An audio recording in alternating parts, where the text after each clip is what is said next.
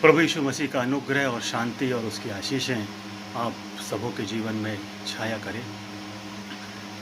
जो बड़ी-बड़ी multinational companies होती हैं या जो प्राइवेट सेक्टर हैं, वहाँ पर एक सिस्टम होता है और वो रिव्यू सिस्टम होता है।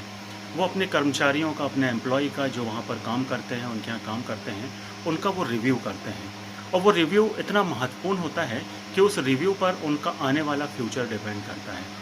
जब रिव्यू होता है, वो इस बात की निश्चितता दिलाता है कि जो कर्मचारी है, जो एम्प्लॉय है, उसकी कितनी वेतन वृद्धि होगी, कितना उसका इंक्रीमेंट होगा और आने वाले समय में वो क्या योग्यताएं रखता है अपनी कंपनी को देने के लिए, जिस सेक्टर में वो काम कर रहा है उसको देने के लिए। और रिव्यू सिस्टम होता है और हम में से अधिकांश लोगों का हर साल रिव्यू होता होगा और आप जानते हैं, और बहुत से लोगों ने अपने रिव्यू को दिया है। और जो बात होती है वो ये कि उसके 2 फॉर्म होते हैं। जो लोग नहीं जानते हैं उनको मैं बता दूं, जब रिव्यू सिस्टम होता है उसके 2 फॉर्म होते हैं। एक फॉर्म सेल्फ रिव्यू का होता है जो हमें दिया जाता है और उसमें 1 से 10 तक नंबर होते हैं और आपने जो कुछ भी काम उस पूरे साल भर में किया है, जो कुछ भी आपकी उपलब्धियां हैं, तो आप स्वयं अपने आप को कितने नंबर देते हैं, आप स्वयं अपने आप को कितने अंक देते हैं। कुछ क्वेश्चन होते हैं और उसके अनुसार आपका रिव्यू होता है। लेकिन उसका जो एक फॉर्म है वो आपके सुपरवाइज़र के पास होता है, आपके मैनेजर के पास होता है, जिसके अंडर में आप काम कर रहे हैं, और वो भी आपका रिव्यू करता है और वो आपको अपने इच्छा के अनुसार, जैसा कि उसने आपके काम को देखा है, और वो आपको नंबर देता है। उसके बाद जो दोनों फॉर्म हैं वो एचआर डिपार्टमेंट में जाते हैं और एचआर डिपार्टमेंट आपके मैनेजर की फॉर्म को देखता है, आपके रिव्यू को देखता है और उसके बाद वो तुलना करता है कि जो रिव्यू है, आपका जो परफॉर्मेंस है, आपके अनुसार कैसा था और जिसके अंडर में आप काम कर रहे हैं, आपका जो मैनेजर है, आपका जो सुपरवाइज़र है, उसके हिसाब से आपका रिव्यू कैसा था। और वो जब दोनों फॉर्म को मिलाया जाता है तब वो एक रिव्यू होता है और वो रिव्यू डिपेंड करता है कि आपकी कंपनी में पोजीशन क्या होगी, आपका इंक्रीमेंट कितना होगा, आप किन ऊंचाइयों तक जाने का मादा अपने जीवन में रखते हैं। और जो सेल्फ रिव्यू है वो इस बात को दर्शाता है। अब जो बात मैं आपसे करना चाहता हूँ वो ये है कि इन दिनों में जब हम अपने अपने घरों में लॉकडाउन हैं, हम अपना कितना आत्मावलोकन करते हैं, हम कितना अपना पुनर्वालोकन करते हैं, अपनी नज़रों में हम कहाँ पर हैं, और जब वचन के प्रकाश में हम अपने आप को देखते हैं तो हम कहाँ पर हैं। जब इस दुनिया में हम अपनी नज़रों को दौड़ाते हैं, 2 तरह के लोग हमको मिलते हैं, एक सांसारिक होते हैं और एक आत्मिक प्रकार के लोग होते हैं। जो सांसारिक प्रकार के लोग होते हैं उनका सोचना संसार के हिसाब से होता है, वो संसार के जैसा सोचते हैं, संसार के जैसा उनका अपना अपना मापदंड होता है। जो सांसारिक लोग हैं वो परिस्थितियों के अनुसार जीते हैं, परंपराओं के आधार पर जीते हैं, जैसा उनके जीवन में घटित होता चला जाता है उसके अनुसार वो जीते हैं। लेकिन जो आत्मिक लोग हैं उनका जो जीवन है वो फर्क होता है, वो सांसारिक आशीषों पर नहीं परंतु आत्मिक आशीषों पर उनका ध्यान केंद्रित होता है। और ऐसे लोगों के जीवन में हमेशा आशीषें बनी रहती हैं, इनकी कुप्पी का कभी तेल घटता नहीं है, इनके जीवन में कभी किसी बात की कमी और घटी नहीं होती है, क्योंकि ये अपनी हर ज़रूरतों के लिए संसार की ओर नहीं, अपने लोगों की ओर नहीं, परंतु परमेश्वर की ओर देखते हैं। और इनको जो आशीषें मिलती हैं वो न सिर्फ सांसारिक बल्कि आत्मिक आशीषें इनके जीवन में मिलती, इनके जीवन में आश्चर्य कर्म होते हैं। लूका रचित सुसमाचार उसका 12वां अध्याय और उसके 15 से 21वें पद में एक किसान के बारे में प्रभु यीशु मसीह बताते हैं। और ये जो किसान है, इसकी भूमि में बहुत उपज होती है और ये अपने मन से कहता है कि हे मन, तू खा पी और तू ऐश कर, क्योंकि तेरे पास अब बहुत सालों के लिए और बहुत वर्षों के लिए बहुत सारा अनाज है, बहुत सारी चीज़ें हैं, जीवन की ज़रूरतों की जो चीज़ें हैं वो सब कुछ उसके पास इफरात है और बहुतायत से है। और उसके पास किसी भली वस्तु की कमी और घटी नहीं है। लेकिन हम इस बात को देखते हैं जब प्रभु यीशु मसीह इसका रिव्यू करते हैं, जब प्रभु यीशु मसीह इसके जीवन का आकलन करते हैं, जब प्रभु यीशु मसीह इसके जीवन में देखते हैं, तो इस बात को पाते हैं कि उसकी जो सोच है वो महज सांसारिक है, उसकी जो समझ है, उसकी जो बुद्धि है और उसके सोचने का और दुनिया को देखने का जो नजरिया है वो मात्र सांसारिक है। और वो अपने मन में कहता है कि हे मन, तू खा और पी और तू ऐश कर, क्योंकि दुनिया में वो सारी चीजें तेरे पास उपलब्ध हैं। मैं तो अपनी बखारियों को तोड़ूंगा और बड़ा करूंगा, मैं तो अपनी धन संपदा को और बड़ा करूंगा। लेकिन जब प्रभु यीशु मसीह इसका रिव्यू करते हैं, प्रभु यीशु मसीह इसके जीवन का आकलन करते हैं, तो प्रभु यीशु मसीह कहते हैं उसी रात परमेश्वर ने उससे कहा कि आज ही रात तेरा प्राण तुझसे ले लिया जाएगा। इस व्यक्ति के जीवन पर हमको तरस आता है। ये वो व्यक्ति है जिसके पास जीवन की हर साधन, हर संपन्न, हर वस्तुएं उसके पास थी। उसके बाद लेकिन उसकी जो सोच थी, उसकी जो समझ थी वो महज सांसारिक थी। हो सकता उसे ये सोचना था कि मेरे पास इतनी सारी चीजें हैं, मैं अपनी आशीषों में उन लोगों को भी सहभागी करूंगा जिनके पास वो सारी चीजें नहीं हैं। यदि उसकी सोच आत्मिक होती तो वो इस बात को सोचता कि मैं गरीबों में बांटूंगा, मैं गरीबों की मदद करूंगा। प्रभु यीशु मसीह जब एक धनवान जवान उसके पास आता है और उससे कहता है कि अनंत जीवन पाने के लिए मैं क्या करूं, प्रभु यीशु मसीह कहते हैं कि तू आज्ञाओं को तो तू जानता है, अपना सब कुछ बेच और कंगालों को बांट दे। ये व्यक्ति यदि चाहता तो अपनी आशीषों में दूसरों को भी सहभागी करता। यदि ये चाहता तो अपनी आशीषों में उन लोगों को जिनको जरूरत है, उन लोगों को जो बीमार हैं, उन लोगों को जिनको आवश्यकता है, जिनके पास भोजन नहीं है, जिनके पास दवाएं नहीं है, जिनके पास रहने को घर नहीं है, जिनके पास जीवन की वो जरूरी और बहुमूल्य सामग्री नहीं है, उन सबको अपनी उन आशीषों में वो सहभागी कर सकता था। लेकिन वो कहता है कि हे मेरे मन, तू खा और पी और सुख चैन से रह। और अपने रिव्यू में जो परमेश्वर उसका करता है वो फेल हो जाता है। उसे कहा जाता है कि आज ही रात तेरा प्राण तुझसे ले लिया जाएगा।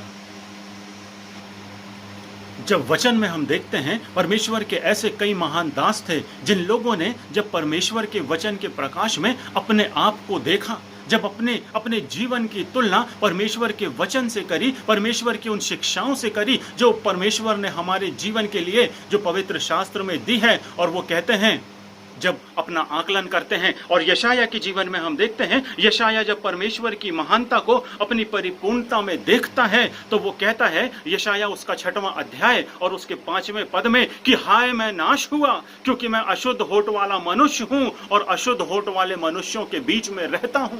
मैं जो बोलता हूं वो अशुद्ध है, मेरा जो जीवन है वो अशुद्ध है, और परमेश्वर की पवित्रता के सामने मैं जो हूं वो अशुद्ध होठ वाला हूं। और जब दाऊद के जीवन में हम देखते हैं, यदि आप भजन 51 उसके 1 से 3 को आप पढ़ते हैं तो वो कहता है, मैं तो अपने अपराधों को जानता हूं और मेरा पाप निरंतर मेरी दृष्टि में बना रहता है।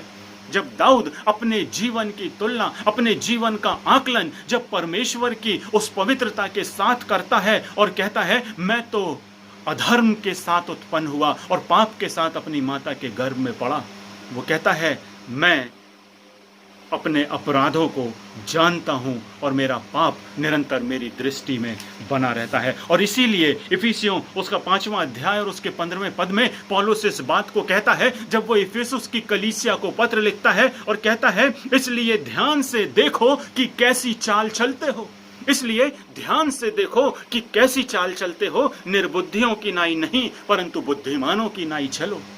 ध्यान से देखो, अभी समय है अपनी चाल पर नजर रखने का। अभी जब हम लॉकडाउन में हैं, जब हम अपने घरों में हैं, जब हम अपने घरों से निकल नहीं रहे हैं, जरूरत है हमें अपने जीवन के पूर्वालोकन को करने की, पूर्व आकलन को करने की, कि हम अपने जीवन में आज हम उम्र की जिस भी पड़ाव पर खड़े हुए हैं, परमेश्वर के वचन के प्रकाश में आज हम कहाँ पर हैं। प्रभु यीशु मसीह और 2 लोगों का रिव्यू करते हैं जो मंदिर में खड़े हुए थे। उसका लूका 18 यदि अध्याय आप पढ़ेंगे उसके 12वें पद से आगे, 2 लोग मंदिर में खड़े होकर प्रार्थना कर रहे थे। उसमें से एक व्यक्ति था जो कहता है कि प्रभु मैं तो हर हफ्ते चर्च आता हूँ, मैं तो तेरे आराधनालय में आता हूँ, मैं दान देता हूँ, मैं प्रार्थना करता हूँ, और अपने जीवन की वो सारी अच्छाइयाँ जो उसके जीवन में थी, जो सेल्फ रिव्यू में उसने अपने आप को जो नंबर दिए थे, उन नंबरों को वो परमेश्वर के भवन में मंदिर के सामने रखता है। और एक और व्यक्ति वहाँ पर है जो कहता है कि प्रभु, मैं पापी मनुष्य हूँ। और लिखा हुआ है प्रभु यीशु मसीह जब इन दोनों का रिव्यू करते हैं तो प्रभु यीशु मसीह उस पहले से नहीं परंतु उस दूसरे से कहते हैं कि जा, तेरे अपराध क्षमा हुए। किसकी प्रार्थना सुनी गई? उसकी नहीं जो अपने स्वयं के रिव्यू में अपने आप को धार्मिक जताता है, उसकी नहीं जो अपने आप को बड़ा दानवीर दिखाता है, बल्कि उसका रिव्यू पास होता है। उसके लिए प्रभु यीशु मसीह जो शब्द कहते हैं तारीफ के, वो ये कि पहले की नहीं परंतु दूसरे की प्रार्थना सुनी गई। मेरे प्रियो, इन दिनों में जब हम अकेले हैं, जब हम अपने परिवार के साथ हैं, हम अपने जीवन का पूर्वावलोकन करें, अपने जीवन का आकलन करें, सेल्फ रिव्यू करें कि हम अपने अनुसार अपने आप को तो कितने भी नंबर दे सकते हैं, लेकिन परमेश्वर की दृष्टि में हमारा रिव्यू क्या है? परमेश्वर हमारे जीवनों में क्या देखता है?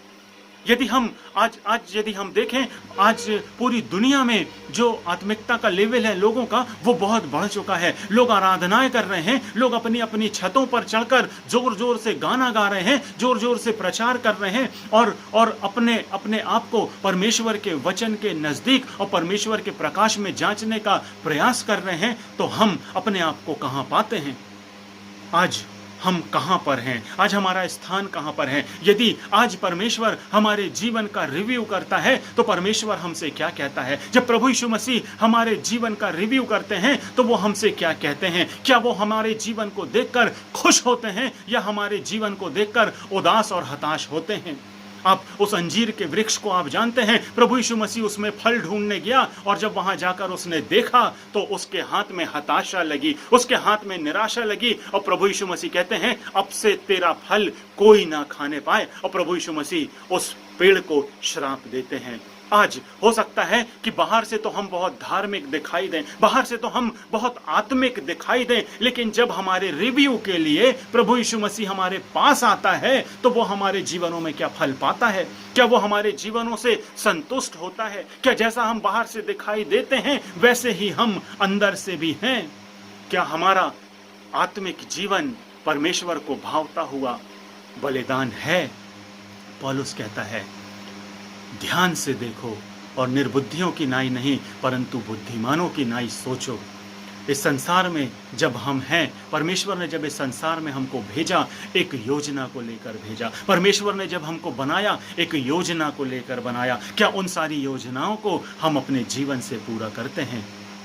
मेरे प्रियो, हमें जरूरत है अपना आत्मावलोकन करने की, अपने जीवन का पूर्वावलोकन करने की। हमें आवश्यकता है अपने जीवन का रिव्यू करने की। हम अपनी आंसर शीट में कुछ भी भर सकते हैं, अपने आप को 10 में से 10 नंबर दे सकते हैं, लेकिन महत्वपूर्ण वो है कि परमेश्वर हमें कितने नंबर देता है, प्रभु यीशु मसीह हमें कितने नंबर देता है। प्रकाशित वाक्य उसका 7वां अध्याय, और उसको जब आप पढ़ेंगे तो लिखा हुआ है और एक बड़ी भीड़ परमेश्वर के सिंहासन के सामने खड़ी है और उसका जय जयकार कर रही है, और सिंहासन से आवाज आती है कि ये कौन है और कहां से आए हैं?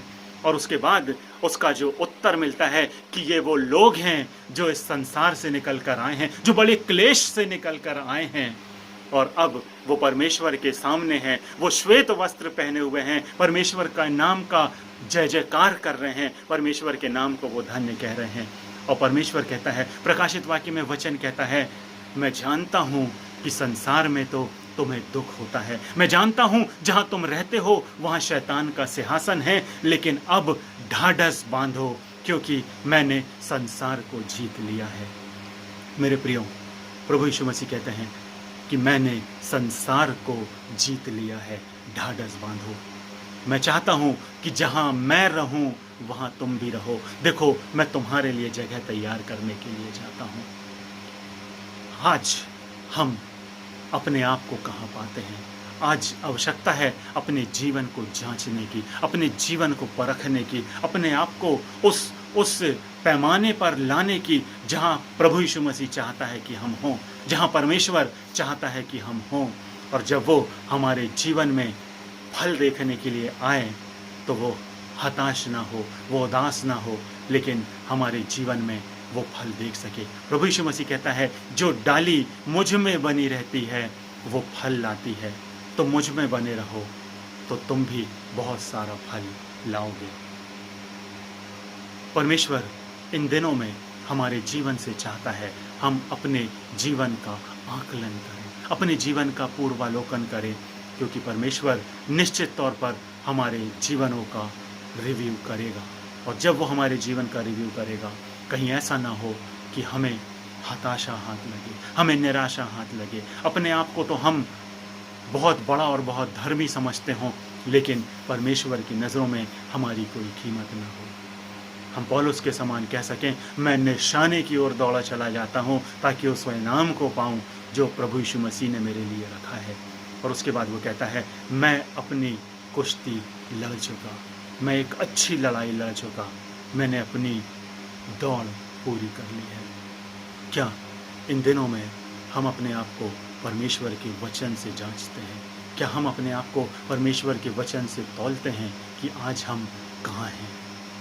हम जांचें, अपना रिव्यू करें, क्योंकि परमेश्वर भी हमारा रिव्यू करता है, वो हमें जांचता है। परमेश्वर इस वचन के द्वारा हम में से हर एक को बहुत आयत से आशीष दे।